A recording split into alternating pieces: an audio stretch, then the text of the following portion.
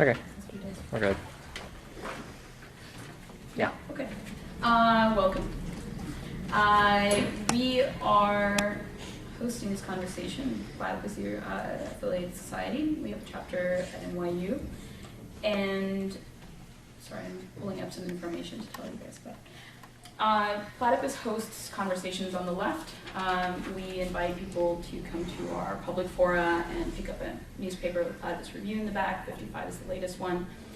We seek to provide a place, kind of like moment for productive discussion across the left, and we consider ourselves to be an educational project.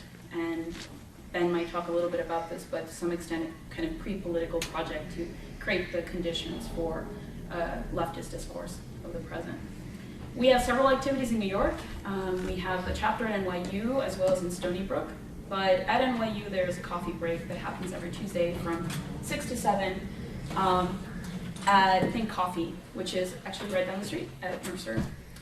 So without further ado, so the occasion for this conversation is a series of exchanges that happen on The Weekly Worker, which is the publication put out by the Communist Party of Great Britain, CPGB, which James in the middle will talk a little bit more about.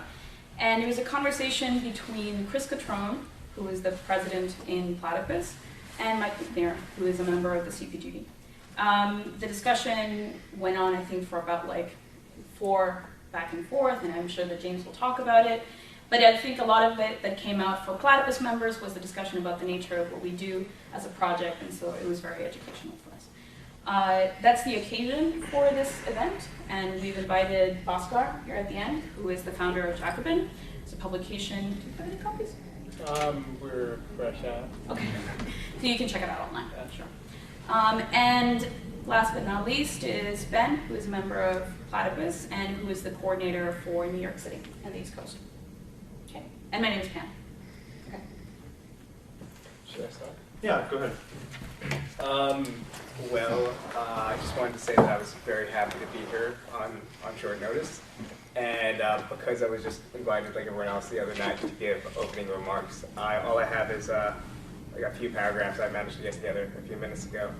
But yeah, I just wanted to start with something that doesn't come especially naturally to me, or for that matter, much to the left, and that's praise. Because I think being hostile and contemptuous provides more opportunities for humor. It's also just kind of more enjoyable sometimes. So I apologize for everyone in advance for my initial approach. But I would say that it's impossible to deny that the Weekly Worker is an important publication, and it's a publication that's right about many things, without a doubt more right than their peers on the British left. And their ideas deserve more engagement, so I'm very pleased that Platypus put together this event, and that they were good enough to invite me. So, for starters, the praise. The strengths of the Weekly Worker are fairly obvious. There's not a high-frequency party publication on the American left that comes close to its competence, and that's especially something given the small size and resources of the Communist Party of Great Britain. And I think they've been fairly consistently against for years the kind of organizational strategies and the real perversions of democratic centralism and the lack of leadership accountability in groups like the Socialist Workers' Party.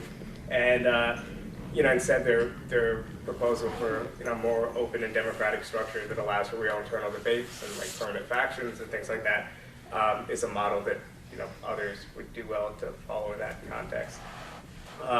So yeah, I've been reading it for a couple of years. I think they also have like a fairly nuanced view of Trotskyism's legacies, the good and the bad. I think they have a solid critique of Eurocommunism and other kind of like coalition politics that's useful in their political context. They published like Lars Lee, who wrote a great book, and also I think they were sort of on his bandwagon before everyone else. His book Lenin Rediscovered got very belated attention. But most of all, what I like is that their openness about the sort of the small size and limited influence of their organization. And I think anyone who's been around the left and the sort of posturing and fake it till you make it approaches that's really commonplace across the left would think that's refreshing, and I think it's far more useful than the perspectives of organizations that herald the coming of every new social movement, like it's going to immediately resurrect the left or open up the possibilities for immediate political action. I think that's also a point on which sometimes Platypus's approach is also kind of useful because it's a dose of cold water over an otherwise way too ecumenical and overly optimistic left. We don't, however, share the same politics, and only partly because we're operating in different political contexts. And I would say, just to introduce Jacobin, we aim to reach sort of a different audience. With Jacobin as a political project, well, first of all, a publication can't substitute the role of a political organization, and eventually the role that something like a party would have. It also can't provide quite the same uncompromising and coherent vision and perspective of a propaganda group. I mean that in the good left-wing sense of propaganda, not as pejorative. And it's subjected to a lot of different pressures and forces, from market forces to sort of the very petty bourgeois culture of writing and publishing. But I would say, as far as orientation, the difference between the CPGB and Platypus and my own orientation, starting with Jacobin, is who we're really trying to reach. So with Jacobin, there was always two projects. There was one which is something of a intra-left project, and that's emphasizing an approach reasserting the value in a certain, I guess, Marxist analysis, reasserting the value of a approach towards organization building and increasingly anarchist-inflected left. And that's always been one part of our project. And it's related to our other one, but our main project has been sort of a outwardly directed goal and an outward engagement with American liberalism. So we've always been geared towards the general public, the liberals articulating radical ideas and doing so in a way that were clear and accessible. So if we have any measure of mainstream success, it's sort of intentional, and we didn't seek to be sort of deep terrain for theoretical debates. We sort of sought instead to be visible reminders of a long forgotten sort of socialist tradition and culture, and a tradition that, to define us politically, probably saunters somewhere in between Leninism and a DSA type Michael Harrington politics. If anything, to give a British example, Ralph Miliband would maybe be a better comparison than Harrington or people like that. But so I think that that to an extent, one of the results of this is that the readership, the level of politicization of Jacobin's readership isn't quite the same as level of politicization of our core editors or myself. And you probably couldn't say that, and there's probably a lot more parity between the readership of the Weekly Worker and the Platypus Review and its core editors. So, it's sort of a different project to some extent. But especially given this context and given the writing that I normally have to do for these venues, and also given the writing that I'm able to do with Jacobin, I'm really happy to get the chance to actually flesh these things out with my comrades on the far left. Okay. Well, yeah. Thanks for setting this up. And there were a lot of workshops at the recent Platypus convention which I attended, but there wasn't able to do one for the CPGB, so I haven't really had an opportunity to kind of talk in much detail about kind of what we do. And I suppose the first thing to start off with is the Communist Party of Great Britain is not a party. It doesn't exist. It's a name, and it's a name that I believe we have some kind of legal rights over it. simply because we were quick off the mark when...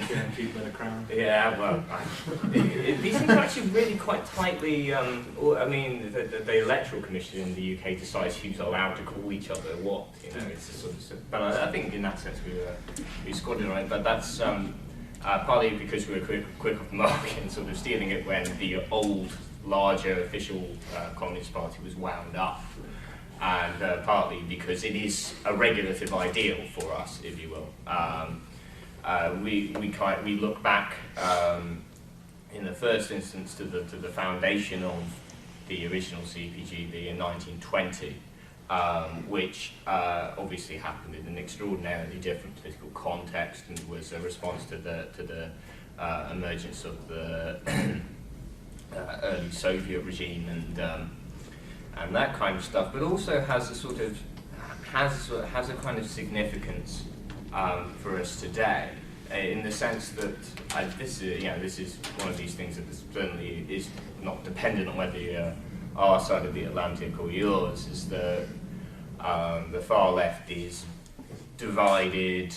It's divided into kind of small propaganda circles, fundamentally. Some of them are slightly larger propaganda circles, and some of them deny that they do propaganda. So the British Socialist Workers' Party would be a kind of good example, maybe the American ISO, where they think they're kind of talking to the masses, but what you end up with is that you're making bad propaganda rather than that you're really reaching a mass audience. And some of them are just small groups like ourselves. We self-identify as a propaganda group of the type, so would a group like the IBT or the Spartacus League or other similar kind of smaller Trotskyist groups. So that was the landscape out of which, a very similar landscape out of which the CPGB of 1920 was formed. It was formed from one wing of the Socialist Labour Party, which was a kind of a syndicalist sect, effectively, or the large majority of the British Socialist Party, which was in origin Henry Hyndman's Social Democratic Federation. Again, at that time, it was in origins a far-left Marxist, but a sect, rather than a mass party of the kind that we saw in contemporary Europe. And a few other odds and ends, the South Wales Committee here and a Scottish committee there, came together and their forces totaled about 4,000 or 5,000. And in a sense, that's a kind of telling number, because if you add up the people in Britain today committed to some form of revolutionary socialism, you end up with about a figure of about 5,000, which, there were 70, 80, 90 intervening years, and we're back in a sense where we started, which sort of tells you something about the 20th century. But nonetheless, that's a kind of important lesson, that these people who had very different, really, sharp tactical polemics between them, were able to come together, were able to do things the old-fashioned way and have a vote on issues like whether or not affiliation should be sought to the Labour Party, which the old SLP lot opposed, and the BSP were already affiliated to the Labour Party, and so on and so forth. But these things, even though they were kind of really appeared not that long before that to be kind of rivers of blood sort of differences, kind of were able to be put aside without watering down the overall political orientation. And that's fundamentally what we seek. We argue for the unity of Marxists around a Marxist program, and that even though what would result would be still, small, socially insignificant, would nonetheless be in a far better position to grow rapidly and to spread kind of socialist and communist ideas throughout society. That is in a sense the bare bones of our project, and everything else sort of follows from that. There is the kind of matter of what we end up inheriting from the sort of from the 20th century, and in terms of the kind of political landscape we're working with. And obviously our group has a very peculiar heritage as effectively a kind of left Stalinist opposition, the old CPGB under the influence of all things, a wing of the Turkish Communist Party.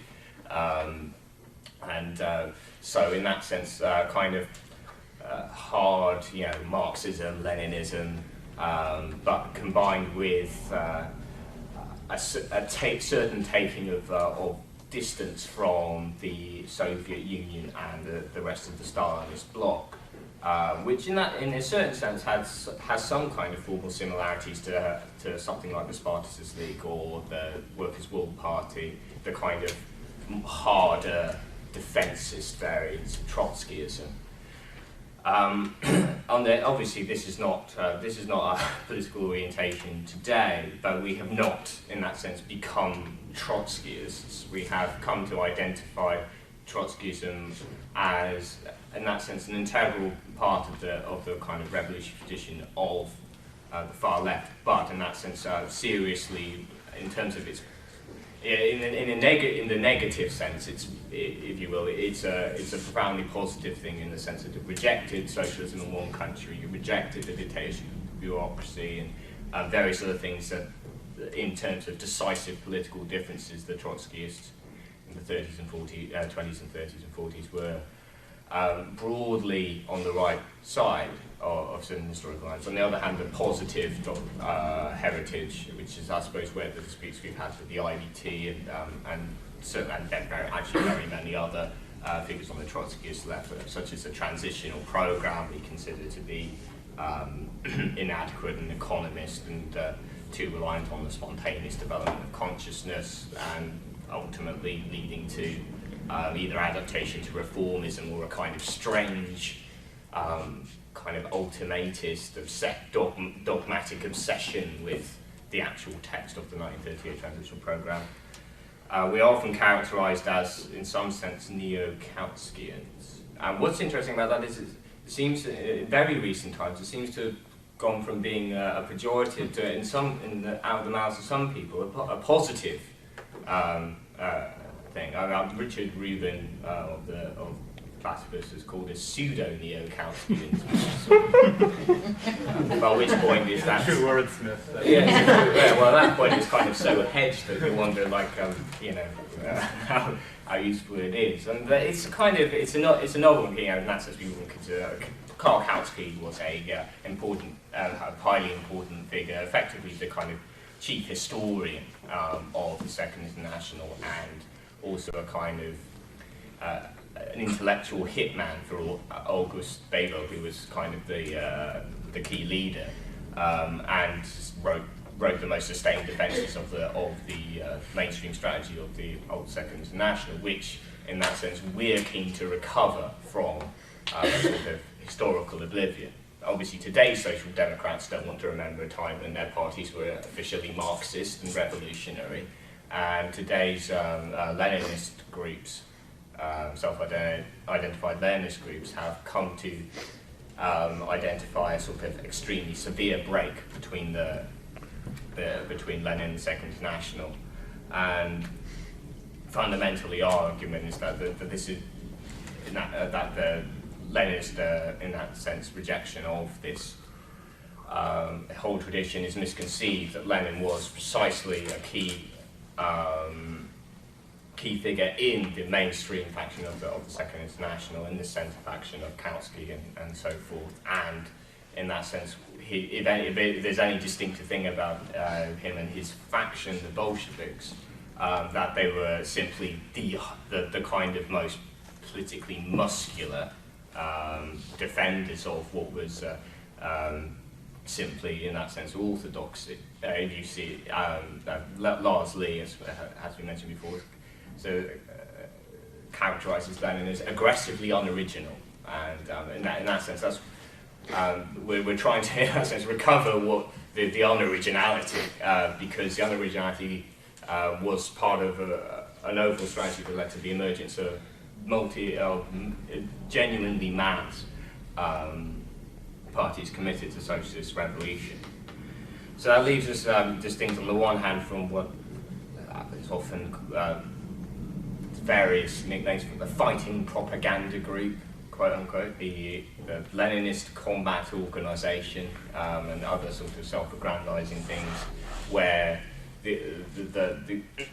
which rests on this on the idea that kind of Leninism means presenting an absolutely kind of unified public face, because expressing differences openly, having the internal debates would be tantamount to becoming a talking shop, and the point is to kind of spur on action. And this doesn't come from Lenin. It's sort of, you can get it from some bits of Trotsky, but fundamentally it's a strange variant form of Bakuninism, the original Bakunin being the originator of the let's get the masses moving of the invisible dictatorship on that level. And in a sense, I feel like we're winning that particular historical battle. It's hard to tell at this point, because obviously there are still, relatively substantial, compared to us, certainly, revolutionary organisations out there that are committed to variants of the kind of as you will, hard Leninism. But what's interesting is that very few new groups are being formed, and when splits happen, they tend not to produce further ever smaller, hard Trotskyist combat organisation groupuscules. What you see now is something very different, which is a kind of polemic that we're sort of taking up a lot more now, is that we have a certain tendency for then the equal and opposite misinterpretation of Lenin, which is that, he just built a kind of nice, broad organisation that everyone could come into, and they were all sort of nice to each other, and it was a home for all sorts of different kinds of socialists. What that misses out is the fact that the Bolsheviks, like the German SPD, who they call themselves on, like all the other parties in Europe, were seriously programmatically defined in an extremely sharp way, and in ways, in fact, that were designed to cause divisions. The airfoot program of the SPD and the program of the Parti Ouvrier in France, and the Bolsheviks as well, were written in ways that you could not sign up to it as an anarchist. It was designed, in that sense, to represent a split, as well as a focal point, for building unity. So in that sense, we're very rude. We like to call this the politics of the swamp. It's sort of everyone can come in, everyone can paddle their feet in the swamp, but what you don't end up with is something that can actually become mass in any long-lasting sense. You end up with irreconcilable contradictions, and the whole thing just falls apart. There are endless examples of this. But there are also a lot more examples at the moment of people trying to change it. I mean, just kind of, I'll finish on the question in the sense on the Weekly Worker, which is our kind of flagship thing. It's obviously the CPGB's paper, the old CPGB's paper, was originally called the Daily Worker, and it was nicknamed the Daily Miracle, and in that sense, because they're just impossibility of putting it out. And actually, I'd be tempted to call our paper the Weekly Miracle as well. It's done on an absolute kind of shoestring, small dedicated volunteer staff, blah blah blah blah blah. But I think it is a high quality publication, and it represents what we want, the kind of culture that we want. We carry open polemics. There's a reason we start off with 2 pages of letters, particularly in recent weeks, at least half of them calling us sort of terrible arseholes of various kinds. We don't want to kind of present this sort of show of everyone kind of agreeing with us. It would be ridiculous. On the other hand, that doesn't come at the cost of having a clear editorial line. We are absolutely we're self-conceived politically hard in the sense that Lenin and his comrades would have done as the sort of most militant advocates of Marxist politics and of making Marxist politics a genuinely effective force in society, and we're not afraid to ruffle a few feathers and bruise a few egos along the way. So I think obviously this thing was hung on the longer dossier, and I haven't gone into a lot of this kind of meat of the dispute, particularly between ourselves and Platypus, on that, which sort of focused on rather more abstruse questions of the relationship between philosophy and history and stuff. Obviously, people are absolutely welcome to push me on that, but I just kind of conclude by saying that we don't have, there is not an official party philosophy or an official party philosopher, and we don't think there should be. That doesn't mean we're indifferent to such matters. I have very strong opinions on this. I wrote a 10,000-word denunciation of history and class consciousness not too long ago, and we published, in that sense, responses from both people from Platypus and sympathisers of our own organisation, calling me, very much opposed to that. But that's not how that's not in that sense how we approach it. We are more focused on history as a kind of empirical record, as a record of projects that have attempted in some ways to grapple with the transformation of society. And it's safe to say that they all failed eventually, but as Beckett would put it, some failed better than others. But obviously, if you want to push in terms of the details of this, then I'm here. Okay. Let me thank my comrades for doing this on such short notice. I think this is a good occasion for us to kind of get into some of the meat of it, as James put it. But I just want to kind of get us started, or get the conversation going a little bit by discussing perhaps what distinguishes Platypus, and also perhaps would provide some grounds for agreement between the three of us. I kind of want to pick up on something that James said towards the very end of his presentation, in that the question of history figures very differently, I think, for Platypus and for the CPGB, while both organizations give it a great deal of weight in how we conduct the kind of discourse of the project, and also how we consider the politics of the project, kind of what we consider the politics of our projects being directed at. I think that in both cases, the question of historical consciousness is quite central. I'm not including Bhaskar in that, not because I don't think that history is essential for him, but I do think that there may be a way in which it's probably less likely your project would be accused as a kind of antiquarian society in the way that Platypus certainly has, and I would imagine that the CPGB may encounter such criticisms as well. But for Platypus, history is not treated as a question of the empirical record, not because it doesn't exist as such, but because the question of what history means for us in the present is the kind of central problematic that the organization takes up. And I think there's a way in which the history as empirical record that serves as a kind of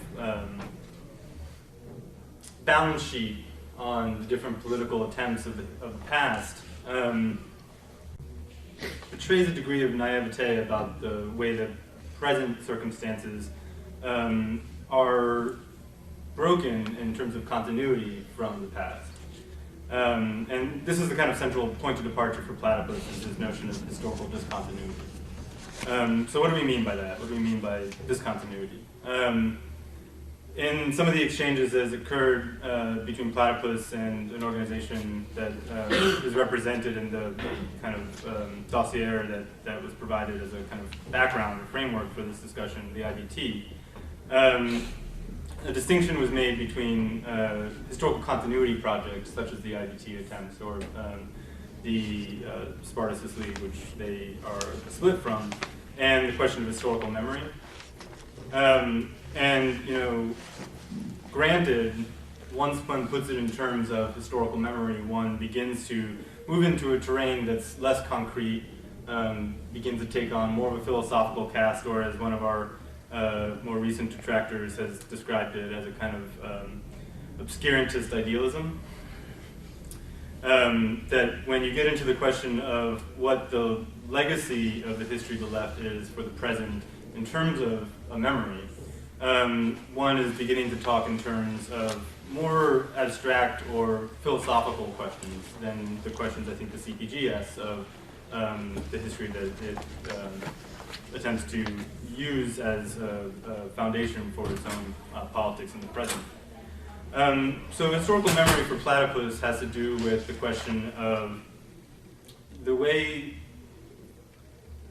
our moment is conditioned by what was possible at a given time, namely the possibility for the attempts at emancipation from capitalism, the overcoming, to use another kind of philosophical term, of the contradictions of capitalism and bourgeois society under conditions of capitalism.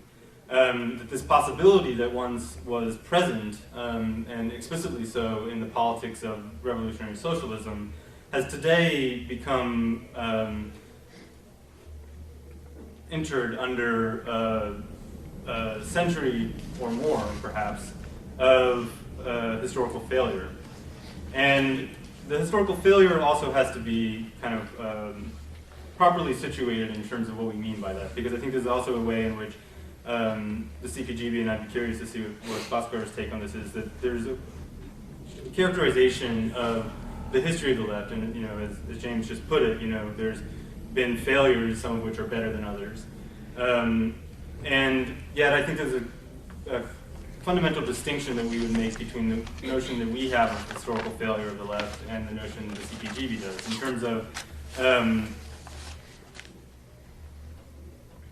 it not being an issue of wrong politics, which is I think the way that Ben Lewis, James's comrade, put it in years past, that the left historically had wrong politics, and that is what we're looking to correct today. But the problem for Platypus is the question of consciousness, meaning what undergirds the attempts at emancipation? What is the kind of consciousness that gives rise to the positioning of the discontents that get mobilized into things like the workers' movement as the potential kind of sites on which a revolutionary left can build the possibility of overthrowing the kind of contemporary or current conditions. And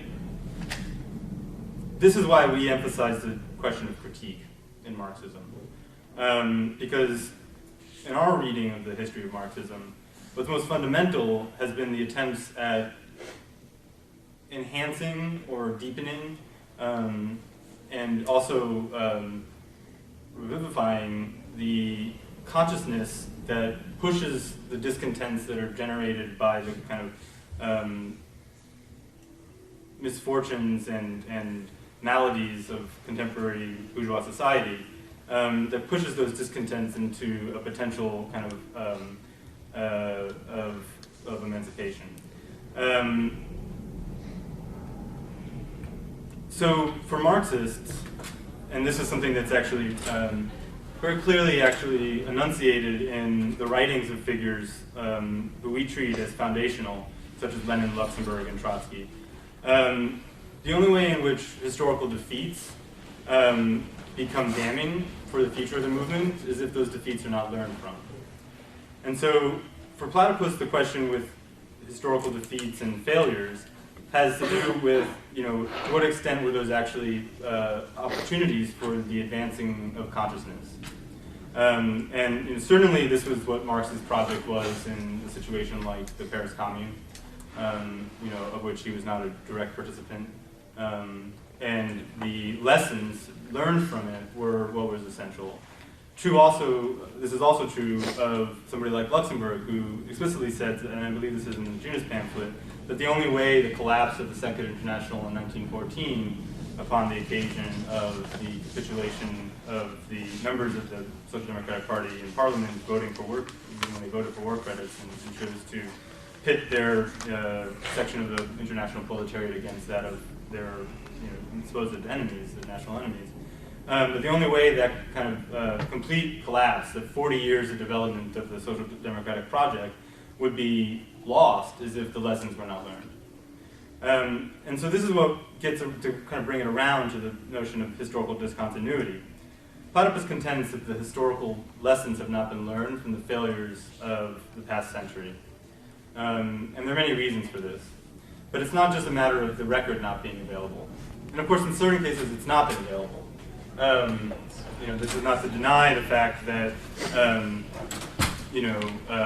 for instance, the kind of more conservative wing of the Social Democratic Party prior to the capitulation in 1914, attempted to bury the kind of revolutionary character of Marxism, holding back certain writings of Marx, putting specific emphasis on certain writings of Engels, and so on.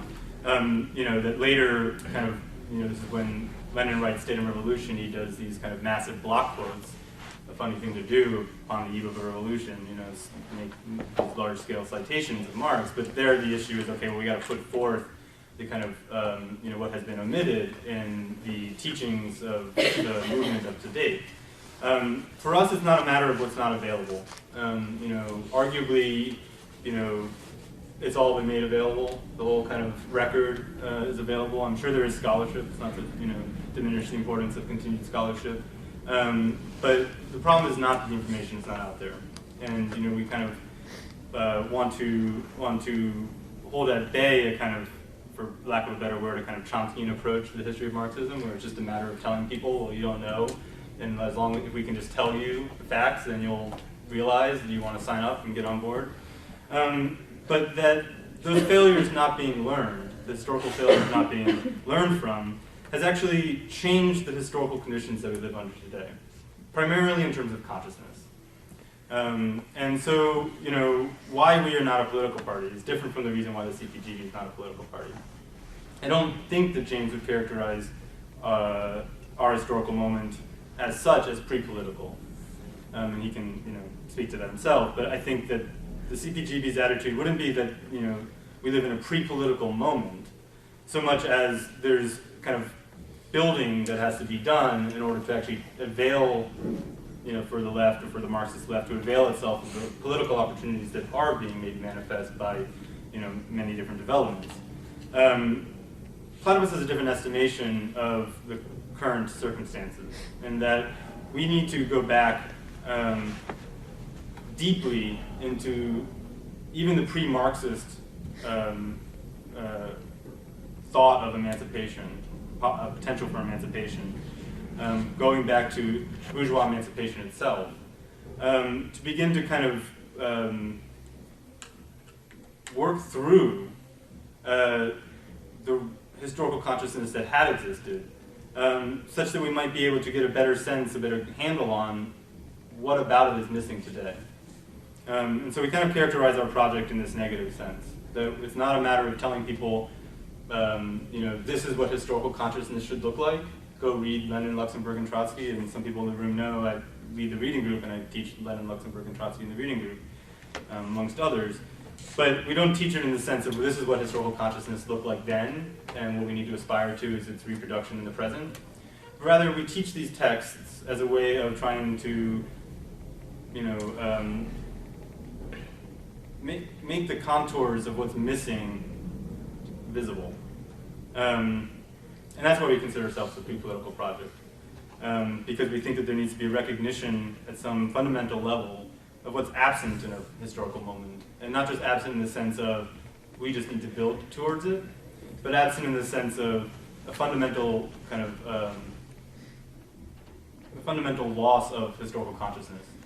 During the Q&A, I hope to be able to say a little more specifically about the ways in which the failure to learn from or the lack of lessons learned from the historical failures of the past century condition the present. I know that that's kind of a generalization at this stage, but I'll leave it there, I think. But just to re-emphasize that for Platypus, the project is grounded in a sense of the moment being pre-political because of this absence of the consciousness that once existed about the potential for human emancipation. So I guess maybe, sorry, I'm also going to play moderator real quick, step into a separate role. Maybe we could have some quick responses to what's been said, and then we could open it up. I think that the main, the meat of this conversation is really not going to be between the three of us exactly, but between us and then the audience. Like, I want this to be, we hope that this can be kind of conversational in that way. Anyway, we could maybe respond to each other first. Yeah, and also us and the left as a whole, because we have three very distinct, like almost diametrically, so like perspectives, but there is some weird continuity, or at least like there's a legibility that wouldn't be there with a lot of the left or the existing left, or I don't know, the main organizers of the ISO or so, probably, which wouldn't be willing or like comprehensible to them of these things. I mean, so because Jacobin wasn't directly addressed, I'll just very briefly my perspective is I guess more empirical as well. Like, I think history is fact, and I think useful history is grounded in social history. And I would agree that the history of the left is the history of failure, because I think it's sort of a combination of bad objective social and economic conditions combined with poor political responses to these conditions.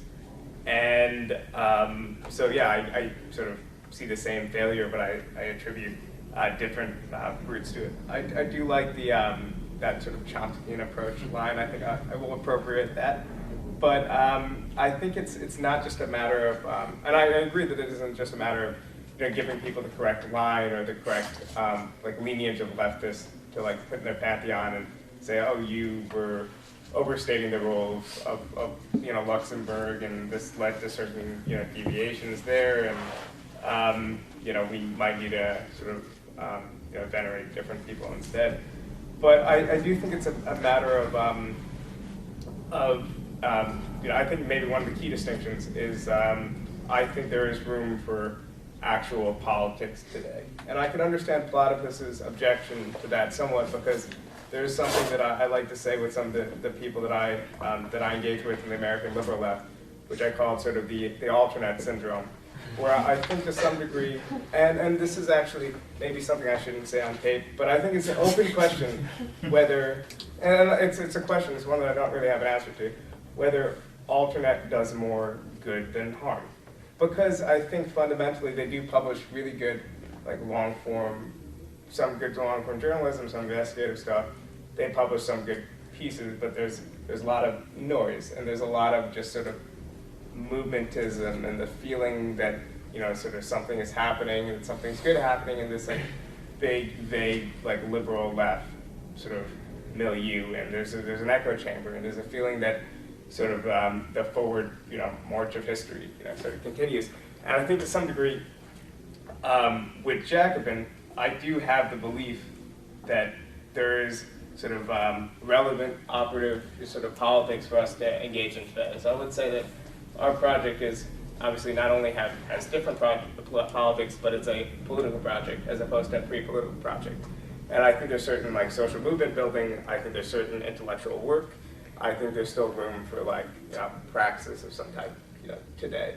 And I think that's a fundamental disagreement with sort of the Platypus project and the Jacobin project. And when it comes to different disagreements between the CPGB and Jacobin, it's more of the difference of having different politics and different political traditions. But I think we might be on similar ground as far as the political versus pre-political tasks. But like I said, it's a difference that is comprehensible to me because of my alternate comparison.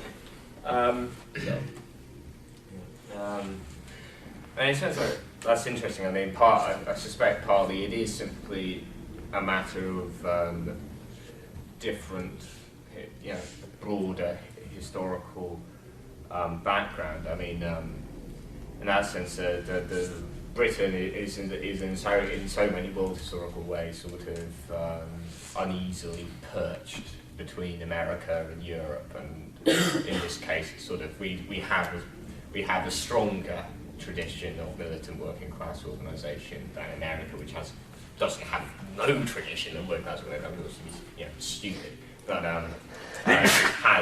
has a more kind of has a weaker general and a kind of longer history, and has never had an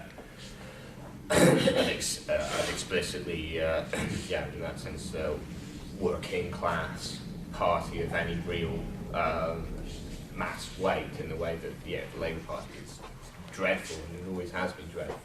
That's kind of what's interesting. You mentioned Miliband. Miliband's great work is just a demolition job on the Labour Party's history up to 1960. And sort of the pre-1960 era is now like looked back on in Britain as sort of a golden age of like fabulous socialism. It strikes me as quite bizarre. So in that sense, I draw a distinction between, in that sense, movementism, which they're all social movements. They're the Trotskyist comrade once said to me, like, movements are brilliant. They start, they go somewhere, but then they stop, kind of thing.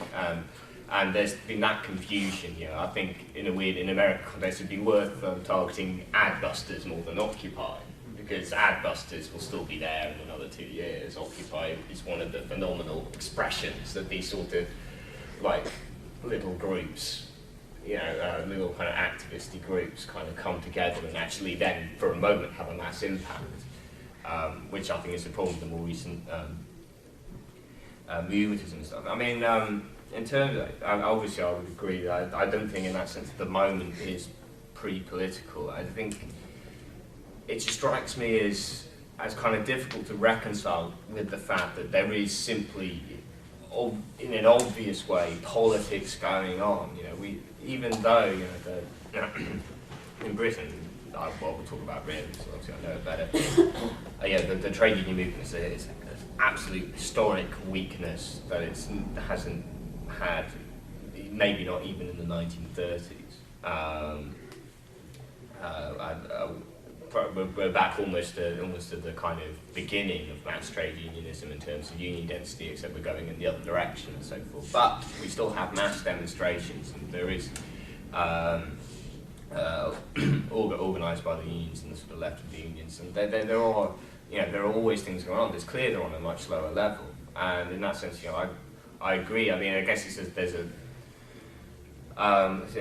maybe there's a sense in which kind of terms like historical consciousness are sort of slippery, because I mean in terms of the objective and subjective business, I think what then does, if we want to sort of in that sense rebuild the ground for serious historical consciousness to emerge, well then in that sense it seems to me that the ground for a more meaningful historical consciousness, even as recently as the 60s and 70s, was the fact that there were that the workers' movement, the kind of in that sense latent revolutionary force, was very much better organised. Mass parties that at least claimed to be for a socialist transformation of society, even if that was Stalinist rubbish in most places. That's what's been lost. It's not kind of sometimes arguing Platypus. It almost feels like the discontinuity thing. It's almost like the death of, I've been called a dinosaur Marxist recently, like a kind of comet. Sort of landed and all the dinosaurs died. It was a kind of an incomprehensive. It all became birds. That everyone, in that sense, everyone was simply kind of wiped out by an incomprehensible natural catastrophe. But what happened was a serious development in terms of the objective organisational strength, as well as the kind of political side, which in that sense is why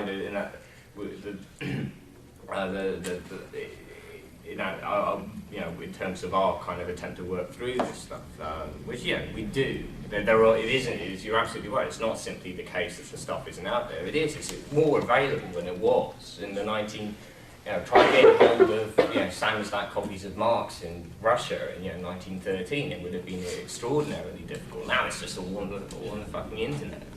But there are determinate historical hangovers and obstacles to seeing these things, and we end up with a kind it's an extraordinarily in one level it seems like a seriously impossible situation, like an impossible kind of chicken and the egg scenario, where we don't have mass organizations. We can't have mass organizations because we don't have the consciousness that kind of mass organization, by bringing us more into practice, would have engendered. But nonetheless, I feel like there's no other way to work through it than by working through, in that sense, the kind of concrete history through an intellectual frame which would be less kind of abstractly philosophical, or wouldn't conceive it in terms of critique, but would rather conceive it in terms of science, which in that sense I would consider an objectively critical form of knowledge. But I'll stop there. Right.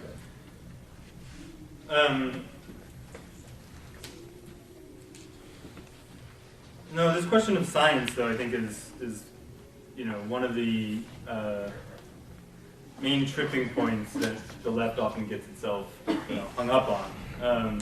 And certainly Platypus, both internally and externally, will find itself embroiled in all sorts of issues about the question of scientific socialism, and what does that mean about Marx's the concepts of Marx and its relationship to the natural sciences. This is something that we've gotten embroiled in internally in somewhat unfortunate ways, but also externally, probably more significantly. Is Marxism a science, right? Or did Marx advance a science, and is Marxism itself as this category Marxism? Is it a lot of bunk, and really, we might as well just be done with such a label, and just embrace the label scientific socialism? Some people will recognize, this as a rehearsal of recent criticisms that the organization has received. Platypus maintains that the question of science for Marxism, or for Marx, is derived from the different meaning of the word than would be existent in the natural sciences, and also that's implied in the way that particular contemporary historical research is conducted.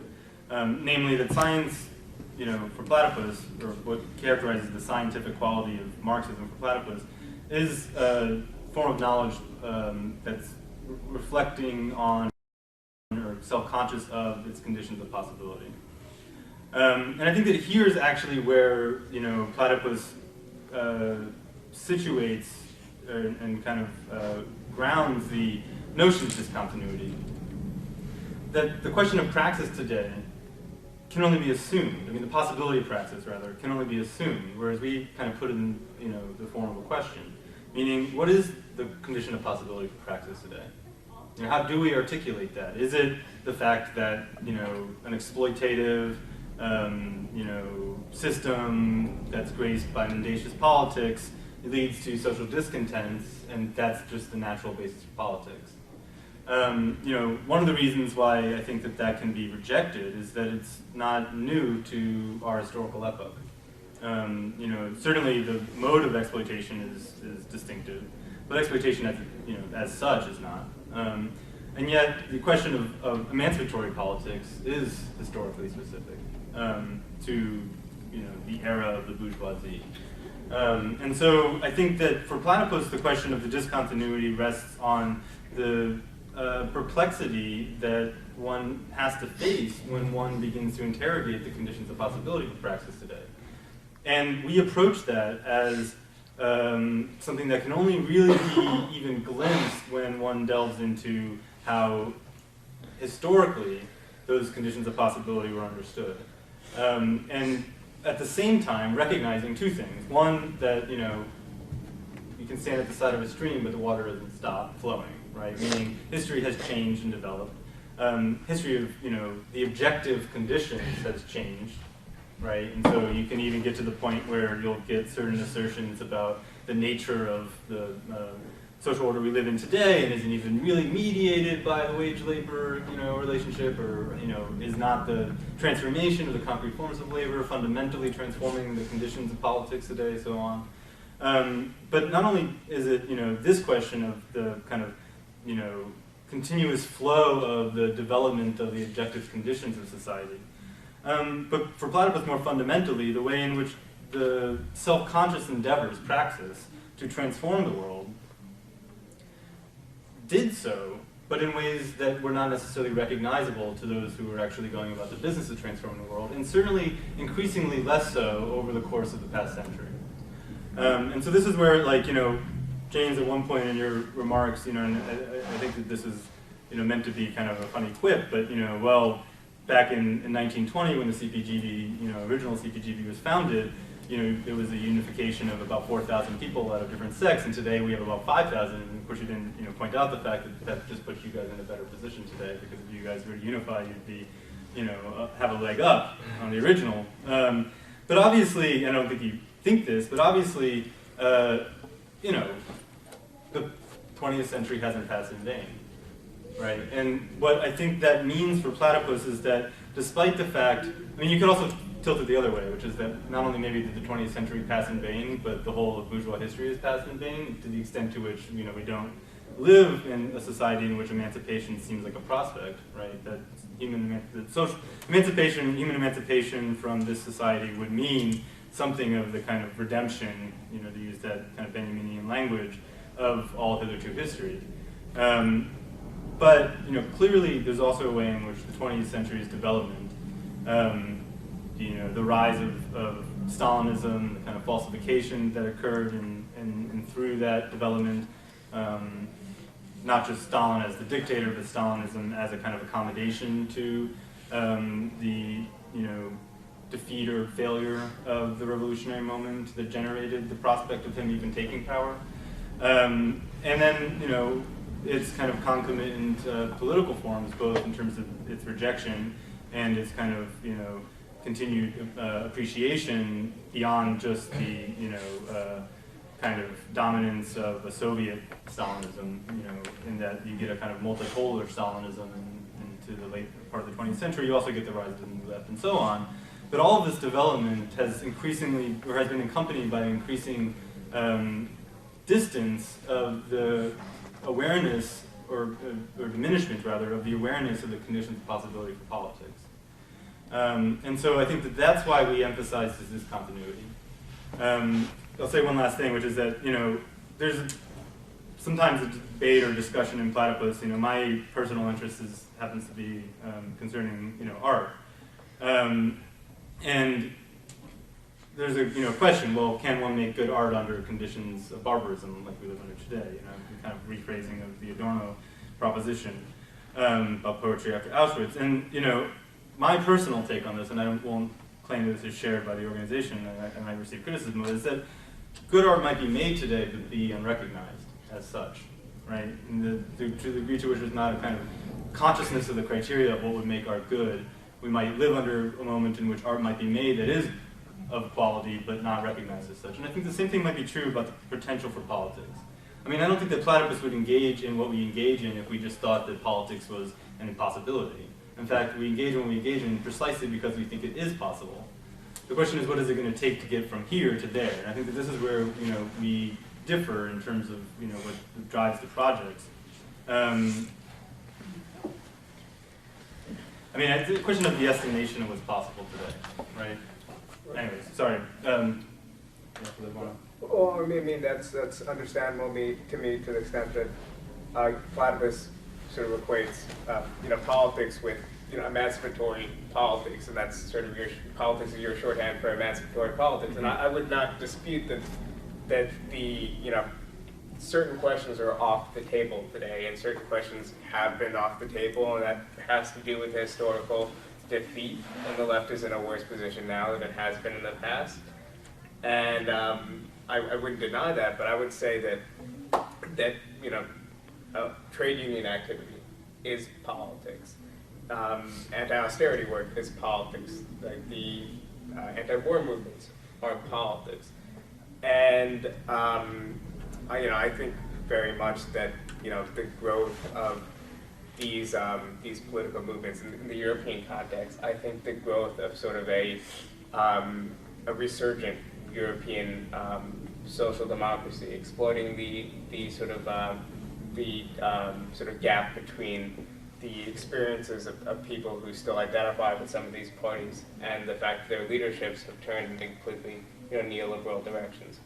I think that presents the opportunity for, let's say, a formation like the Left Party in Germany, which I'm sure neither of you have much faith in, but I think that presents the opening for the radical left, which historically has been, in a way, had a sort of symbiotic, or at times like sort of had been actually parasitic on a wider, broader reformist workers movement. I think like these developments open up new political possibilities. In the American context, the sort of division that we have between we actually have never developed to the point where we've had a sort of social democratic movement or a workers' party, even like in Britain, to the extent they have the Labour Party is still like a bourgeois workers' party. We've never had that. The best we've gotten was social liberalism. But even with American liberalism today, we could sort of identify two different camps. We could see liberals sort of committed to sort of visions of this New Deal coalition. And we have liberals who are more technocratically oriented, who like are deep into like beyond sort of what you would even define as third wave politics is, and deep into intense neoliberal politics. And the sort of gap between, in a sense, that the technocratic liberals are the more sophisticated of the two, and actually seeing the crisis of the American welfare state in the 70s, seeing the crisis of the broader center-left in the 70s, and actually adapting their program to this crisis.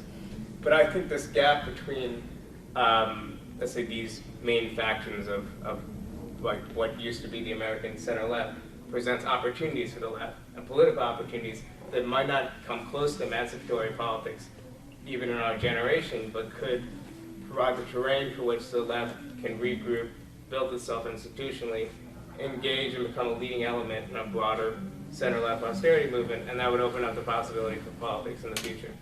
And I think that these are just sort of hastily put together examples, but I think that like this is our main political orientation. That I think they're different. I think there are actually room for real politics today. I think that the left's problem is a mix of not having this strategic orientation, also not having the skill and the tactics to like execute it.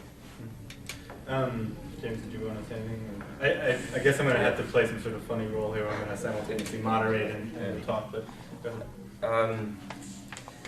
Okay, I mean, I'm just going to a few points. I mean, I think in terms of science, the scientificity of Marxism would be scientific socialism is in that sense based on, as it were, the materialist conception of history, which to me is a kind of rather minimal claim in and of itself, that history is something about which we can apprehend and, in that sense, know in a way that our knowledge empowers us in terms of actually transforming it. And of course, there is obviously an element of reflection on conditions of existence and so forth. But I think there isn't so decisive a kind of a sense in which like the consciousness of the past is inaccessible to us. In a sense, I would make the opposite claim, that we have had the kind of, not only the experience, but also the experience of 80 years of mulching it over and trying to work out what the hell happened. And that's as we can come to a better understanding of it. I think there's obviously very clear differences between what you could broadly call the social sciences and the natural sciences, but history is kind of, you could call it, it's sort of like the laboratory of a mad scientist who doesn't have any kind of coherent way of organising his or her experiments. but we're just left with the results that we have to kind of mulch over, and that's obviously very different to doing natural sciences and so forth, although not all natural sciences would be, it's not a great idea to lump them all in together as well. But that's all it is. It's a claim that we can have in that sense a cumulative project of understanding history. Emancipatory politics as a kind of product of the bourgeois era. I don't think, again, we're all kind of, depends on definitions and so forth, but I don't think that's true. There are the pre-bourgeois history is just littered with various very strange utopian, mostly religious sects attempting to sort of go back in that, in Christian sense, go back to the early church, the kind of the holdings in common, the rich man not getting into heaven, all that kind of stuff. Then what changed with bourgeois society and I'd rather say capitalism is that the social and technical basis is laid for this stuff to actually be more than ephemeral little communes. Most of the pre-capitalist emancipatory projects are on the basis of the apocalypse is around the corner, and they never really have to deal with the problem of production. They can have a very short-lived, utterly egalitarian society. But I don't buy that it's simply a product. It's not even thinkable before bourgeois society. I mean, it's clearly people have thought it in very peculiar ways, and indeed during the bourgeois era, people have thought of it in not much less peculiar ways, as well as hopefully more scientific and rational ones. Stalinism and the kind of 20th century passing. I mean, I am being, in that sense, slightly facetious in terms of the.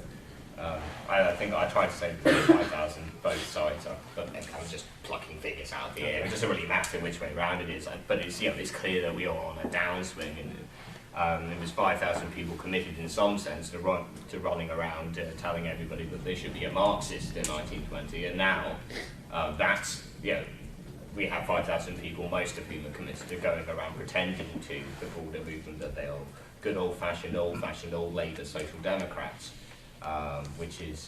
That's a serious change. So of course that, and then simply these factors of Stalinism makes a serious difference. And our project is a long-term one. We don't think we're going to turn this around in 5 years or 10 years. We have a extremely long term, and that's the only perspective that works, because this thing will hang over us. It will hang over us for a long time, just as people who wanted to institute bourgeois state regimes in the 17th century and the 18th century had the disaster that was the Italian city-states in the 14th, 15th, in the 15th and 16th centuries. A large part of Shakespeare's work is propagandistic about how terrible these societies were. That's what's going on in The Merchant of Venice and Two Gentlemen of Verona and Romeo and Juliet and stuff. Look at this terrible kind of internecine bloody warfare. Wouldn't it be better if they had a proper king? And look at the 19th century British propaganda about the French Revolution and so forth. We're never going to come out this clean. But if we don't expect to turn things around in 5, 10 years, if we do attempt to use stuff that does politically happen, and in exploitative societies, again, people, as they say, if you kick a dog, the dog will probably bite you. And that's what we can't expect. The mistake of spontaneists and anarchistic trends is that they expect that will solve everything, but which of course it doesn't. But there will always be opportunities, or little kind of cracks you can wedge some politics into. In that sense, I think we sort of disagree. And yes, but more broadly, we disagree about what needs to be qualified. It's not so much the sort of going back to rethinking the very basic terms of what emancipation could mean in a particular historical circumstance, but kind of going back to the attempting to produce a politics that can make a difference, not, again, thinking about it in terms of 5 years, but in terms of 50 years. All right, there's many questions. I guess I'll just select people. So we'll start with Chris, and then the one in the back, and we'll take two, and then come around for another round. All right, I have a direct question for the panelists, but I wanted to kind of talk a little bit more about the issue of politics, since there's been differences expressed, but I still think the term has been used relatively vaguely, where Bhaskar tried to differentiate the difference between politics as a practice and then and emancipatory politics, and how that could be different. But my understanding of politics is that it's always bound up with emancipation, or the idea of freedom, meaning that the point of politics is to bring greater freedoms to everyone across the globe. However you do that, how the different kind of politics you embodies is where the question arises. But what I understand is that capitalism is, I think that the problem of politics also brings in the problem of totality, meaning that capitalism is a global system and that it affects everyone across the globe.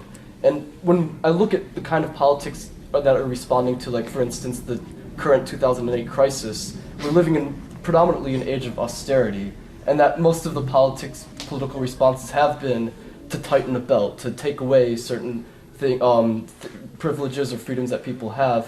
And most of the left, as a political project, ends up being more in a defense. So it's defending keeping the wages as their current state, or defending like certain social rights that we have, like healthcare or stuff like that, all across the globe, in Europe, America especially. So I wonder how you could call that politics if the left is essentially wedged in a position where it's defending the status quo instead of kind of removing itself back to status quo ante through the politics of austerity. So I'm wondering if you guys have a general response to that. And now my question specific for all you panelists is that if you do think, like, two of the panelists think that we nonetheless conduct political practice, even if we're in a time where the left is in the worst scenario that it's been historically. Then we have Ben, who represents a pre-political idea. But all of you seem to be espousing the idea of leadership. Each of you understand your project is playing a leadership role within the left. So I'm just wondering, how do each of you foresee your responsibilities, or the way you set yourselves as leaders on the left in our current historical moment? Hold that in mind and then take a second question, or should we just? It's up to you. And the moderator. Have someone else moderate. Lucy. Okay, Lucy, moderate. Thank you. In my moderating decision is that you guys should answer that question. Okay. All right. No, go ahead. Well, I think to get to your first question, I mean, I would agree that the response to austerity on the left has been as you described, it's sort of defensive. But I think that's like tactically defensive. I think that's sort of like defensive politics, defending the welfare state. Sorry, I'm using defensive a lot. If it's part of a broader program, I think that's okay, because the political defeats now, like greater austerity, these things not being rolled back, will just put the left and the working class in a tougher position to fight back in the future. So we can't have offensive demands unless we sort of like win a defensive struggle now. And I think that just, I don't really see the huge dichotomy there. I think this is sort of basic sort of politics. But I think it's worth sort of reminding people that anti-austerity can't be an end in itself. It needs to be part of a broader program. I think there is a key difference between socialists leading coalitions and leading movements as opposed to liberals. I think that it makes a qualitative difference, even if the operative politics are basically the same, against cuts, against neoliberal education reform and whatnot. I do think it makes a difference, and it opens or closes certain possibilities for the future. And as far as the question of leadership, I think that I would say that Jacobin's a publication, and I think that it can play a certain role influencing. I never claim to be I never claim that Jacobin's an open forum, right? I think it is like tightly curated. It doesn't have a perfectly cohesive political line because it does like attract a wide variety of audience. It attracts a bunch of contributors, but it is sort of like edited and curated in a certain way where certain questions are off the table and certain questions are allowed.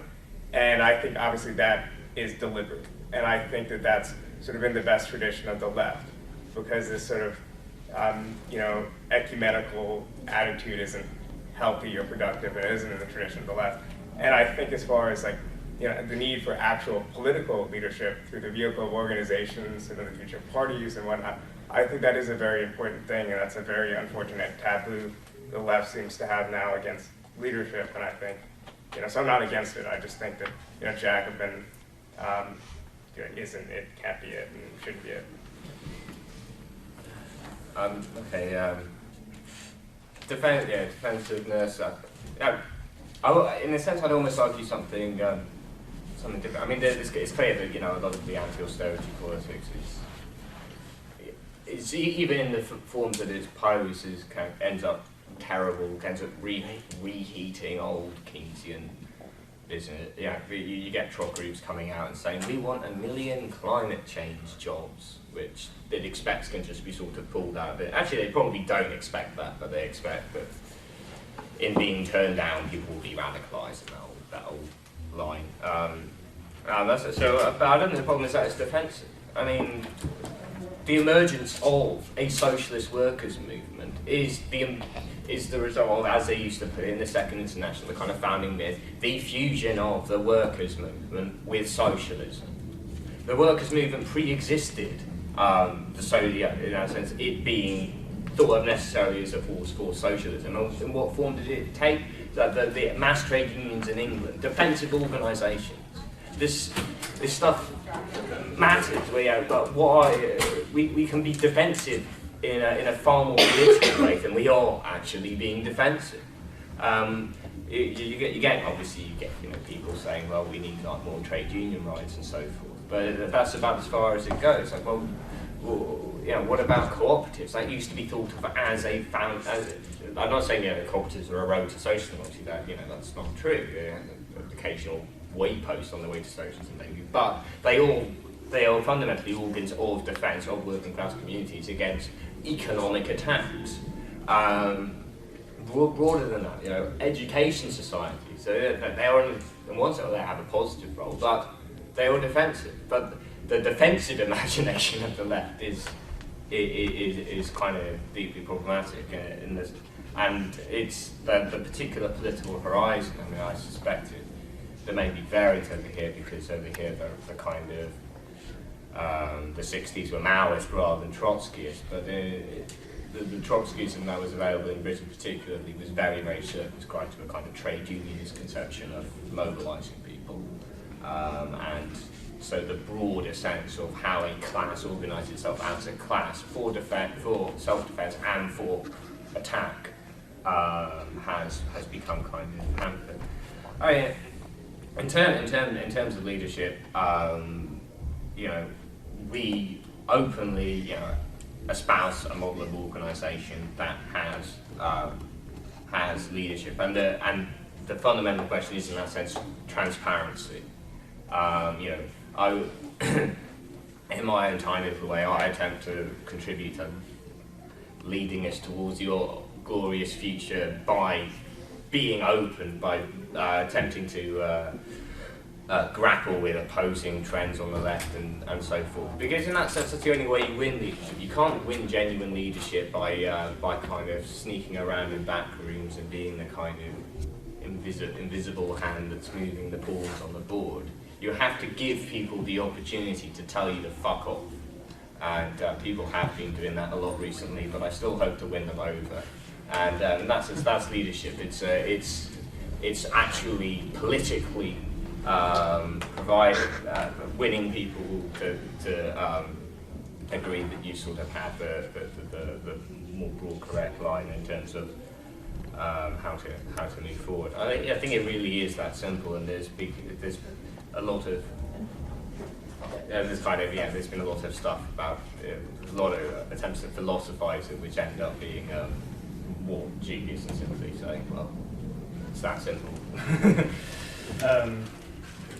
Now that we have a moderator, we're like under the lash a little bit. Yeah, Time limits. That's okay. No, I'll keep us moving. I mean, I want to. I also don't think that the issue is so much to be characterized as the defensiveness of the current anti-austerity mobilizations. However, I would maybe make a distinction about the kind of early synthesis or joining of the socialist movement and the workers' movement, in that I don't think that you could.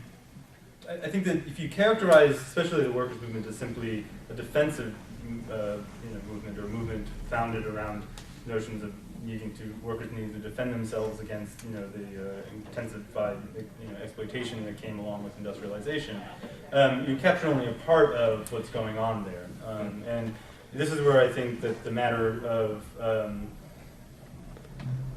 how to characterize the organized working class as a kind of constituent element in the developmental kind of trajectory of society is important, because I think in another way you could say that it was constituted, not just defensive, but constituted. Meaning you take people who are outside of society, right, living in the shanty towns around Manchester or whatever, and all of a sudden you make them, actual constituents of that society. You constitute them as, to use a kind of jargon term from Platypus, as bourgeois subjects, right, in a collective sense. Meaning by allowing them to participate in the sale of their labor on more equal terms, you actually give them the rights that the bourgeoisie had given to itself as proprietors of their own property, or the labor had mixed with nature making property, and that was the foundation, of course, of bourgeois citizenry and everything else.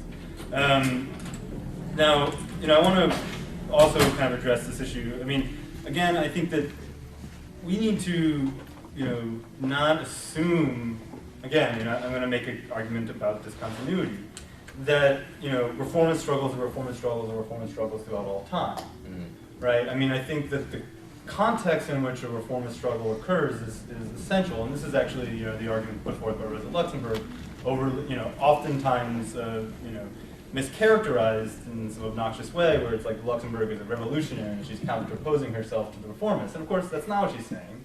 Of course, in the very first paragraph of Reform and Revolution, she says the very opposite. It's the reformists who separate reform from revolution, right? Now, the point is, though, that reforms in the context of advancing socialist workers' movement are very different from the attempts at achieving reforms in the context of the, unchallenged dominance of the political powers of the status quo, in the sense of the administrators of bourgeois society capitalism in this late conjuncture. And we have to account for that distinction. I mean, even if you don't want to go so far as Platypus says and say, well, there's fundamental historical discontinuity between that now and that then, there has to be some accounting for the difference, and one can't just simply treat it as parallel. Furthermore, we also need to attend to the fact that, the way that the discontents now are being mobilized towards the defense of what, could varyingly called as, warmed over Keynesianism or a kind of New Deal or whatever, right, has to account for the fact that during, the generation prior to ours, which also conditions our moment, namely the generation of the New Left, right, it was the embittered society that was the problem. Really, the very society that people are seeking after, right? It's like the society in which you're put to work by the state, right? The society in which the economy is regulated at that level such that it permeates the kind of culture, at many different levels and whatnot. It's the whip, not the rolling wheel. That this, was rejected as, or saw as the opposition to liberty and freedom for the New Left, and today it's being reclaimed, but in a kind of naive way in which that earlier rejection wasn't accounted for. So there's that. I know I'm running low on time. I just want to address the question about leadership quickly. As nice as it seems, as nice as it would be, to imagine myself as the leader of the masses or something, or one of, not the, of course, but one of. Although probably we all secretly harbor some dictatorial aspirations. Yes, you wait. Yeah, exactly. That's all. You know, don't cross me now. You know, I don't think it's a matter of like leading the masses as such. I think that, you know, Platypus engages in some sort of weird kind of Pied Piper, you know, attempt at leading the left. But leading the left towards what, right? I mean, that's the kind of open question. Like, what is it that Platypus is leading the left towards? You know, some might characterize it as, well, you know, the self-overcoming of the left. Some might characterize it as like the cliff that we're going to like let everybody just go over, whatever. But nevertheless, like, we're not aiming to exactly lead the masses, because what we think is a kind of prerequisite of engaging at politics at that level would be some sort of reconstitution of the question, or the you know, historical kind of role of the left. I'll leave it at that. Who was next? Sorry, can I respond to 30 No, seconds?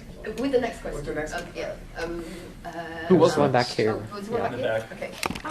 Hi. Well, I mean, I understand. Obviously, you have a very Western-focused, you know, audience in general. So you know, these issues are obviously very pertinent. But you know, I keep hearing these words about, you know, failure and addressing our history and you know, looking for these chances to, you know, these ruptures and whatnot. And basically, it's sort of a kind of a negative stance in general. You know, dwindling numbers. I mean, divides within the left, etc. You know, where are opportunities? But what about actually existing revolutions, such as the Bolivarian Revolution? Like, what is, you know, how do you view yourselves vis-a-vis, you know, those sorts of projects?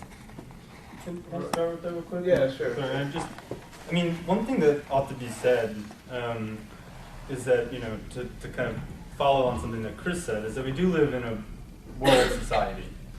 You know, revolution that will, you know, be emancipatory will be emancipatory on that scale or not at all. Now, of course, that's not to say that there won't be steps along the way. I mean, you know, whatever. That's certainly true. Nobody expects this to just be kind of manifest at that level all at once. But one has to ask themselves, what do we do for the attempts at, you know, overcoming the kind of, you know, exploitative regimes that had existed in places like Latin America, the Middle East, etc. You know, these kind of brutal anti-democratic regimes. What do we do in the quote-unquote West? Or rather, I would prefer to characterize it as in terms of, you know, what do we do in the kind of centers of capitalist society, right? Meaning, what chance does those regimes, what chance do they even have in the context of a world in which the revolution isn't even on the table in the United States, let alone Europe, you know, China, etc., right? I mean, we can't just look to them and treat them as if like they're the future, because we hold them back. And I'm not sympathetic necessarily to the Bolivarian Revolution as such, or, you know, Hugo Chavez, I think, has unfortunately become something of a, like, you know, figurehead for the left in ways that you know, do a great deal of violence to the actual, you know, problems of that regime. But, you know, even if we want to grant them a real emancipatory impulse, it's not going to be realized by them alone, right? So, you know, talking about the failure of the left and the West and whatnot is relevant, because without revolution in the United States, the rest of the world is not going to be emancipated. It's just not. I mean, we make up, you know, whatever, 30% of the world's like GDP. I mean, just to take one index, you know, it's just not going to happen. What about the notion of revolution from without? I mean, the idea that it will only come from the regions that are the most oppressed in the world, that there will never be revolution in the United States. I mean, that's been put forward for, you know, a number of decades, you know. Well, yeah, I mean, I think that sort of third worldist impulse has done the left like a good deal of harm historically, and I think if you look at a lot of the problems of the new left, a lot of it was this sort of third worldism. But as far as like the Bolivarian Revolution, I mean, I see like lots of positive aspects of it, but I see it as like a sort of in the populist continuum. I see this being like qualitatively different than like Peron's populism, and actually incorporating radical elements in a deeper way than Perón and other forms of populism, but I really don't see it as some sort of like socialist model. And I do sort of agree that the best way for the U.S. left to help, these other, struggles is actually, building an opposition movement in the U.S. And I'm not saying that there has to be, I don't know, revolution in the United States first, but I think at the very least, like, let's say in like 50 years, if there's some weak link of European capitalism and there's some upsurge there, it would greatly help like that struggle if there was, a strong, left-wing party in the United States that had, 20, 30,000, active members that would immediately launch into propaganda work and solidarity work. But yeah, I mean, I think to some extent, it sort of is an unhealthy impulse that many have on the left to sort of immediately look to like relevant struggles overseas, and it could be anything. It could be like kind of cutting sugar cane in Cuba to sort of like looking to Maoists in Nepal, and we could be in solidarity with a lot of these movements and struggles. Well, and I think more often than not, we should be critical of a lot of them. But I think that's very different than sort of seeing them as a model to transcribe into the U.S. context. I mean, I'd almost want to put in a very small defense for kind of 60s, 70s third worldism, in the sense that the whole Maoist surround the cities on a global scale and also surround the cities inside work to inside the US, in the sense that you'd have like kids from the ghettos and sort of almost declassed elements figuring in for the peasantry. It was, I think it's a strategy that sort of historically failed, but it was a strategy. And I think the fundamental issue with the Venezuela stuff is that it's simply too historically specific. I mean, what lessons can we learn? Well, in order to have a revolution, what you need is a charismatic left-wing junior army officer and large oil reserves. Right. This isn't, in that sense, a broad historical movement. It is a singularity, which has had, it would be fatuous and patronising to say that lifting enormous amounts of people out of illiteracy and poverty on the basis of substantial levels of mass mobilisation to an extent isn't positive and wasn't in that sense good things to see in some respects. But it's as vulnerable as the sort of 60s, 70s welfare state business. And people did. It wasn't all the news. You can make too much out of the kind of the administrative society being enormously, but people did support these programs and so forth in the 60s and 70s. But they're ultimately historically vulnerable, and Chavez is dead. We have another, and only now will we know how reliant the regime was on him specifically, and only in the broader historical period coming will we know how stable it is underlying that. I mean, and my view is it probably isn't that stable. Look at Cuba, So once the Soviet Union went down, it's introducing the first market reforms within 5-10 years, and now look at it. It is barreling down the Chinese road. All these people who despise the Castros and so forth in Miami are starting to invest in hotels in the kind of special zones now. I think it tells you something. That this is not. I don't think ultimately that we're going to see stuff that way. But it doesn't mean these things are insignificant. Like mass mobilisation in Latin America or so forth isn't in that sense a forward positive motion. But a word of defense for like the 60s and 70s welfarism. I think first of all I agree that there is a difference between different types of reforms in different contexts and different movements. I mean, my basic defense is, and don't actually hold me to this language because I don't actually believe it in detail, but not quite a social democratic road to communism, but just this idea that even the conditions of the welfare state in the 60s and 70s opened up new possibilities. Even something, the problem with a reheated social democracy today is that it isn't quite structurally sustainable to actually get close to full employment. But no one can doubt the conditions of full employment opened up new avenues for the left. There's a reason why strikes across Europe and the United States sort of reached a peak in '73 and '74. There were like certain political aspects of full employment, to quote the essay, that opened up new possibilities for the left. And I think, in the same sense, like losing doesn't make people feel better and more bold and able to do new things. The new left was able to launch their critique and push for something more radical because they were in the cushion and the conditions of the welfare state, conditions that were built by a liberal left coalition during the welfare state. Cool. Ross? Okay, I'm actually Sorry. Sorry. I'm actually communicating a question by the guy who formulated the dossier. He's on Skype here, but his question relates to the relation between pedagogy and politics.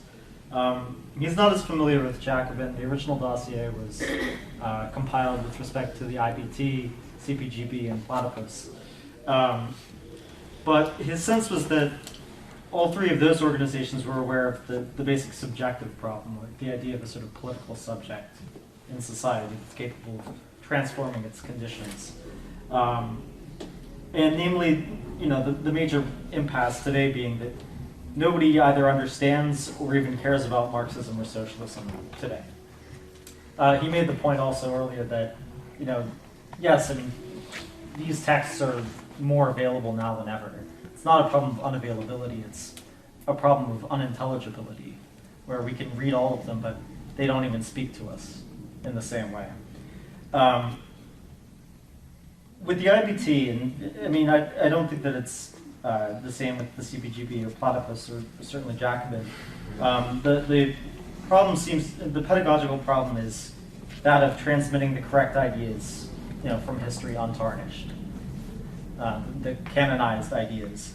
The CPGB and Platypus, the CPGB seems to provide a sort of historical argument as to why certain misperceptions entered into kind of Marxist party organizing. Platypus seems to cultivate a kind of like historical self-consciousness in the mode of like self-conscious critique, the sort of conditions of possibility that you mentioned. And Jacobin, I don't think that this is too unfair of an argument, is more about popularizing through sort of convincing arguments and, good editing, good writing, and things that people can relate to without having read, the collected works of Marx. I think that all of these would be distinguished from, say, like the ad-busters, the movementist type stuff, like the truth-telling, or telling truth to power, like Chomsky and stuff that was mentioned. But what would be the sort of differences pedagogically in terms of, whether or not politics is today possible? What are the different approaches in terms of trying to educate, a social and political subject that could potentially change the world? We're going to come up to 9, so should we maybe take someone else as well? Okay, I'll take Pam's question. Thanks. This actually question came up like a long time ago in my head because I thought that James, you put it like really well, and I thought that the disagreement between you and Ben was made really clear by your response to Ben when you said that, yes, you're talking about historical consciousness, Ben, but doesn't organization provide to some extent the conditions for that kind of clarification of historical consciousness? But then Bhaskar, I think, I was trying to basically create kind of a general schemata of like where you guys fell. And I think that what I find is that there's almost a kind of like, at its most schematic, a kind of division of labor between Bhaskar and James, whereas there seems to be, so thus a kind of difference in degree, but there seems to be a kind of difference in kind with Ben. And what I mean is that, like, Bhaskar, I think that what you're saying is that it's not so much sort of organization, meaning like you say like, Jacobin's not a party, we're not, we think that there should be organizations, not us. However, you do find that when there are such struggles as anti-austerity struggles, for example, etc., that there is an opportunity, keep using the word sort of opportunity for the left of some kind, and insofar as there is, you want to be sort of part of shaping that in some way, just at its more sort of general basis. Although I think it's important to point out that the question there about, the third world, you don't seem to think that in the third world there's, like, these particular kinds of struggles are not so much opportunities, the ways in which you see other struggles as opportunities. But the characterization, James, that like, you know, it seems to be a kind of like chicken or the egg problem. Like, I wanted to push you on that because, you know, like, insofar as I consider organization, like, to not just be a general, like, structure of people coming together, but organization itself being a way of digesting lessons of the past, i.e. that, like, insofar as, like, a party is meaningful, it's not only, like, a group of people that know what to do or something, but it's a group of people that seem to have learned certain lessons from previous struggles or previous attempts at changing the world, so that that organizational form is informed by lessons learned in history. And so, I mean, maybe this is also just a push for Ben as well, because it does seem to a certain extent that you guys are saying, you're coming to conflict on the kind of chicken and egg paradox, and maybe there's just a better way of formulating it. That, again, Ben, you said, well, there's a change that needs to happen in terms of historical consciousness for us to even begin to have, like, organizations that could, in fact, like, transform the world, or even recognize the possible organizations that are already even perhaps present that could change the world. Whereas, James, you seem to be saying that in order to advance historical consciousness, you actually need to have conditions of organization that could even allow you to think about the left in a particular way. So, I'd raise that as a kind of general question. You know, where do you sort of situate yourselves in relationship to that? And last, a very quick question to Bhaskar specifically about the New Deal. I've been reading this book called Making a New Deal, which is a fairly good book. I forget, Shapiro? Is it? Anyway, I don't know. Okay, anyway. But, you know, it became very clear, because I'm not a historian of the 20th century, I'm like in the 19th century, but it became like really clear to me that, like, the New Deal, like, in the 20th century, like, these politics are being shaped in response to the possibility of revolution. And, like, it's sort of everywhere, not only in, like, sort of politicians, but also, like, company owners, managers. I mean, everyone seems to say, like, well, you know, you have to give the worker some degree of autonomy, because the real problem is that if we don't, somebody else will promise it. And so it's always the threat of, like, a revolutionary politics that's there actually shaping New Deal politics. And so when you put it in terms of, well, you know, these movements present possibly an opportunity for the left, or creating a sort of social democratic entryway into revolutionary politics is, like, you know, opening up possibilities. I mean, it's almost as if you're sort of going about it backwards. Because in fact, like, social democracy in the United States, at least to the extent that we can call the New Deal a form of social democracy, which is, you know, whatever, is actually created as a response to the radical left. So, you know. So for responses, can I ask people to talk a little louder, because we have a dance party above us for recording purposes. For the record. What direction should we go in? James, Bhaskar. Maybe just to briefly boil it down, like pedagogy, politics, and then organization. No, please don't. Okay. Well, I mean, it's a very convenient last two questions in the sense that there is a very old slogan that I think it's either Liebknecht or Plekanov, but educate, agitate, organise. It's an indissoluble kind of unity of what, you know, revolutionary social democracy was expected to do, what purpose it fulfilled. And the opportunities for each make it all very much historically variable, but they're always tasks. Like, we are in a situation in the CPGB and in the left more broadly where the amount of agitation you can do is necessarily limited. Agitation being kind of getting people mobilised in that kind of sense. So we're left with precisely the education and the organisation questions. And I prefer to use the word education actually than pedagogy, because, you know, I'm a pretentious literary graduate. I take etymology seriously, and education comes from the same root as cultivation. You know, the idea, it means to draw out in Latin, and this is the idea is then that it's, instead of it kind of maybe other inferences you might draw from pedagogy, it's about the educated becoming, in that sense, autonomous and kind of subjects in that sense, in a more authentic sense. So that is fundamentally what we are attempting to do, is to attempt to create a sort of, I imagine this would be kind of a broad point of agreement of putting it at this level of abstraction to kind of, to in that sense, produce people who will be able to make the kind of socialist project a reality. The reality that it is the emancipation of the working class is the act of the working class itself. All those old things. In terms of the organisation, the chicken and the egg, I mean, I already regret saying the chicken and the egg because, you know, it's a false problem in that sense. The egg comes first on the basis of the mechanics of evolutionary biology. We're actually dealing with a much more difficult question. But it's, I wouldn't necessarily, of course, you know, an organisation has to embody at a certain level. Yeah, an organisation is in a sense a process, something that's happening, that happens as an ongoing thing, which means it has to be going somewhere. So of course you need to embody that, having to embody some sense of what the organisation's goals are, and in that sense, in all their kind of fullness. But it's also precisely, it's about, you know, about kind of activity. We all, you know, do kind of activity, and we're obviously in different forms. Writing is activity. It's not all about jumping up and down on picket lines. But what we are trying to do in the CPGB is to crystallise in a programme precisely what, you know, what we need to achieve, what our activity needs to be directed towards in a very kind of concrete this-sided sense. And the world in that sense is the kind of is the raw material, and it will come to be more than raw material. It will come to transform itself if it does.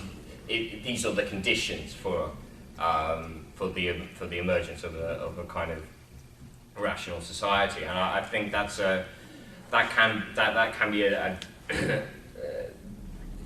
it provides a perspective that within which even tiny little things like who's being published on the letters page this week can be framed in a way that attempting kind of the more abstract historical symptomology of Platypus perhaps doesn't necessarily impose that kind of that organisational discipline. I guess we'll just skip to Pam's question since we're short on time. I mean, I agree that, first of all, I agree with much of that premise. I agree that with one caveat, which is that sometimes a lot of like liberals today and, you know, sort of this weird sort of post-Stalinist milieus like to say that make it seem like the Soviet Union as the external threat and not the threat of, you know, internal sort of revolution or like, you know, emancipatory politics, you know, in a different sort of way. But the Soviet Union as an external threat ushered in like European social democracy and the New Deal, and obviously it had a role, but I think it's like politically problematic in the way that they, you know, overstate it. I don't think you're doing that at all. But I would definitely agree that there was, you know, a connection between the ruling class more willing to give certain concessions and more willing to create this sort of corporatist management scheme because it was afraid of, you know, things swinging in the other direction and having sort of worker control and, you know, increased worker agency. But what I'm sort of proposing when I talk about sort of broad coalition work, and I talk about, you know, broad anti-austerity coalition and things of that nature, is sort of a coalition in not in which the sort of socialists work through front groups or socialists are anonymous members of a liberal left coalition.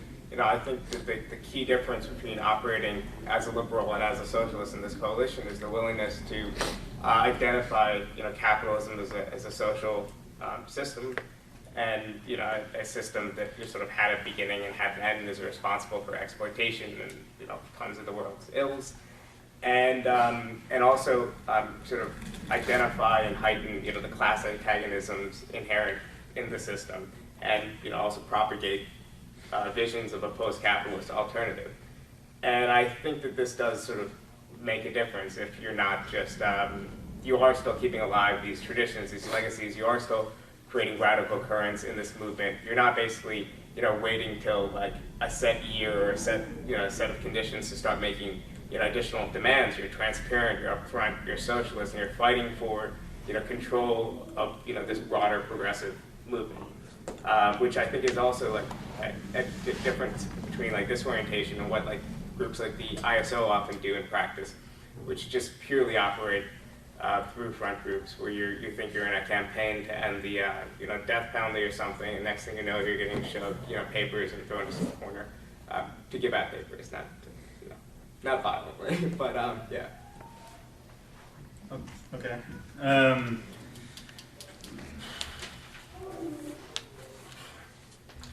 Feel that there's a way I can answer both questions at once. I'm trying to figure out exactly how to do it. So, I think that for Platypus, the question of organization, I'm going to make the attempt. The question of organization is linked or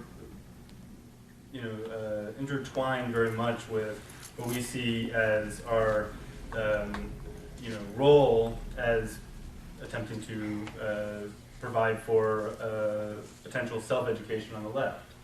Now in that there's a lot of things that might be somewhat unpacked.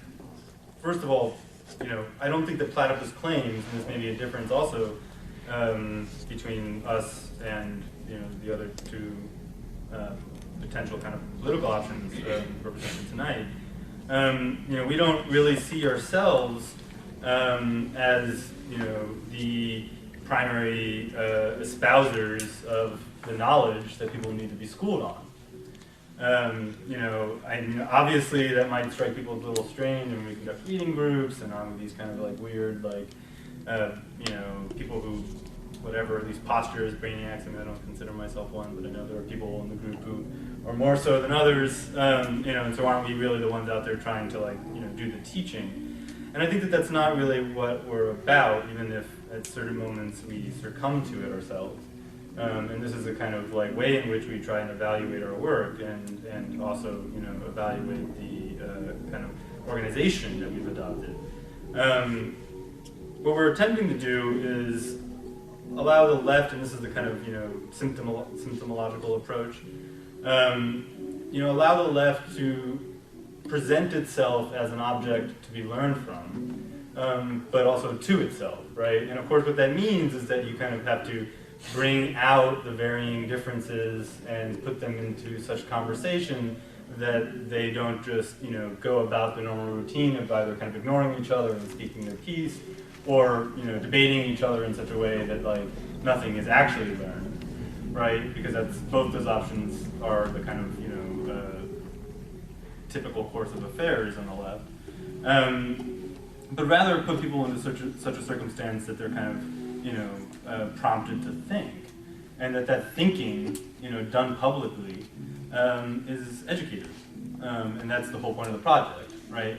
And again, we're not really oriented towards the kind of education that would have been part of that initial trio of kind of mandates for the socialist movement, in the sense of go out, educate the workers, right? And how do you educate the workers? In many ways, you have schools. We also conduct parliamentary campaigns, et cetera, et cetera. Educate the workers. Agitate, meaning you don't like your boss, this corporation, whatever, is stealing your wages. We'll hand you a leaflet.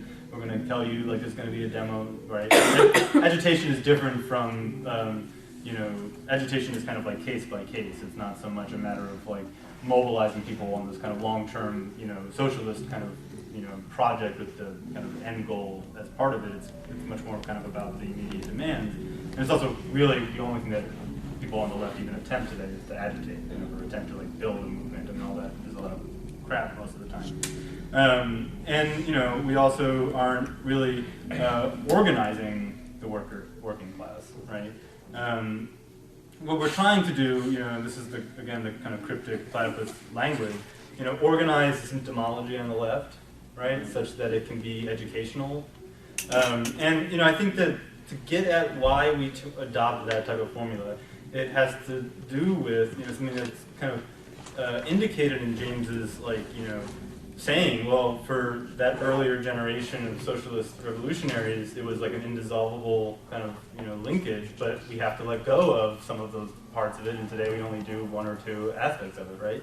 So what's going on there? I mean, what's going on there, I think, for us is this, fundamental break that's occurred between theory and practice, right? I mean, when you educated people historically, it was on issues of theory, and the practice was enabled by an organization, and that organization, when put into practice, gave rise to opportunities for theoretical reflection, right? Meaning, you attempt to seize the state, and that prompts theoretical reflection. I mean, whatever, right? And that's a kind of rough example, but these things were intertwined in that way, and today they're not. And part of that has to do with the way that theory and practice have become broken, sundered.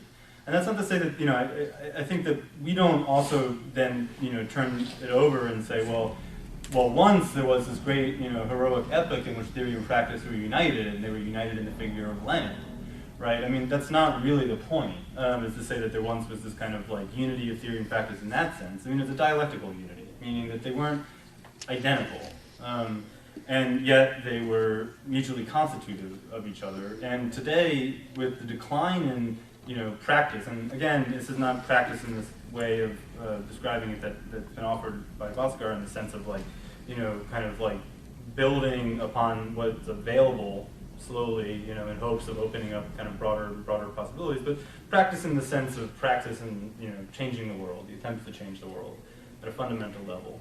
That with that been kind of eroded to the point of oblivion today, that theory is also in decline, and so that's why we don't sit there and claim we have some sort of